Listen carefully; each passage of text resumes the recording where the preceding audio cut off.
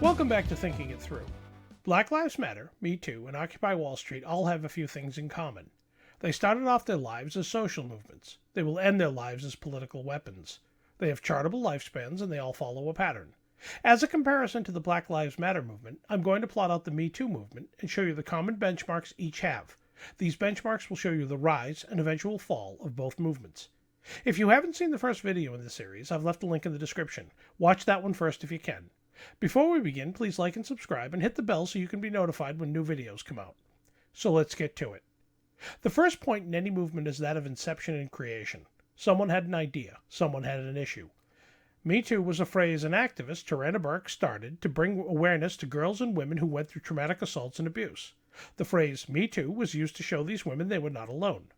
There was no formal movement of Me Too for 11 years while Burke did work on the local level and moved from job to job, usually at nonprofits for racial justice where she did work that earned her some local attention.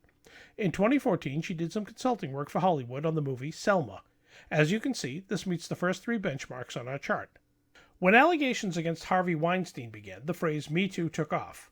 Actress Alyssa Milano used the phrase Me Too in a tweet, and the origin of the phrase led back to Tarana Burke. At this point, it gained the attention of a group of what I call the left-wing conglomerate. This is a group made up of the Democrat Party, Hollywood, the parts of Silicon Valley which control social media, the old school media, and the social justice writers. I will drop a video on more detail about this group in the future, but for now, let me explain that they are a group who help each other politically, promotionally, and financially to move their own agendas, which often overlap. When Me Too caught the attention of the conglomerate, the Democrat Party stepped in to co-opt the movement. It provided financing, promotion, and media coverage to temper and expand Me Too into a political weapon that would have nationwide recognition. The 2018 elections were coming up, and what better time to draw a distinction between Democrats and Republicans? The message would be clear. Democrats support women. Republicans and Donald Trump only use, hate, and despise them. Everyone in the conglomerate did their part. Hollywood used the influence of its celebrities to push the message in person and on social media. The social justice writers could find or make up stories that pushed the narrative. The mainstream media would coalesce all the work, push the movement, and portray anyone who didn't go along with the narrative as anti-women and misogynists. It was a classic strategy, and one the Democrats thought could not fail. Except it got sabotaged by one group inside the conglomerate, the social justice writers. The whole purpose of the social justice writers in the conglomerate was to gin up issues to make the Trump presidency look bad, keep left-wing voters angry, and to placate and smooth over the Bernie Sanders wing of the party, who were still a little miffed after the Democrats stole the primary from them in 2016. The social justice writers and their companies didn't understand they weren't there to find cases of abuse and bad behavior of men. They were there to find cases of abuse and bad behavior of Republicans. And when Me Too was at its peak in late 2017, when people started to hear the message and the money started to roll in, that's when the monster the Democrats created turned on them and started to run amok. Motivated by true belief, or as revenge for 2016's primary, these writers broke rank and started to ask some real questions, such as, if Democrats are all about women, why did they accept lots and lots of donations from guys like Harvey Weinstein? Why is Bill Clinton a spokesman for the DNC, the party of women, when we all know he used one of his interns as a cigar holder? And the longer this went on, the longer the list of questions got about other people in the conglomerate.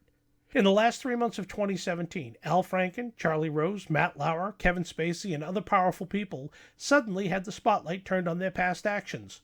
Pictures of bad behavior, charges of assault, and even rape came up. Now we've come to the point where we discover bad behavior by the people who support the movement. It starts to bend the curve, and the movement begins to decline. During 2018, 101 people in the arts and entertainment industry, 57 in the media, and 46 politicians were accused. Donald Trump was mostly unharmed, but a few Republicans did get taken down. Overall, this whole movement was becoming a disaster for the Democrats and their allies. Me Too was a weapon to be used on their political enemies, yet it had been turned to the conglomerate and was taking out people left and right. This brings us to a point on our chart where the mainstream media comes in to try and run defense. The next event, in July of 2018, a Supreme Court vacancy occurred when Justice Kennedy announced his retirement. His replacement, Judge Kavanaugh. The mainstream media did its best to spin and prevaricate, but it was too little too late. The conglomerate tried to distort Me Too's message. Hollywood actresses screeched at rallies about Republicans, abuse of women, and, of course, women's reproductive rights in an attempt to link the three. However, the statements they made at public appearances were filled with controversy, foul language, and threats. In the end, it did little to change minds outside the Democrat Party. The movement couldn't garner enough public support to stop the vote, and Justice Kavanaugh was appointed. There was enough residual energy for the Democrats to take a few seats in the midterms, but nothing like the massive blue wave they were hoping for. They took the House, but failed to take the Senate.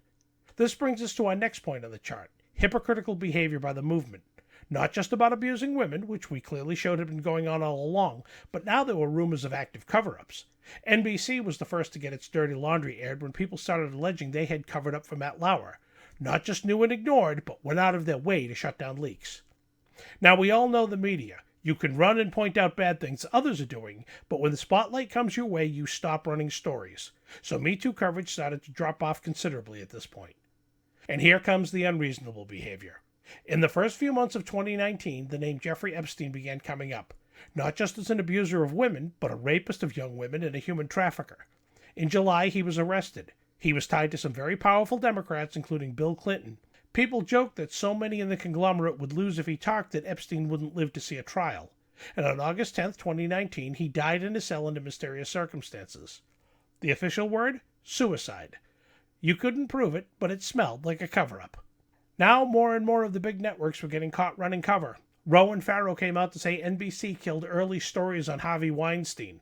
ABC News reporter Amy Robach got caught on a hot mic saying they had early stories on Jeffrey Epstein and had him dead to rights. They were told by executives at ABC to drop it.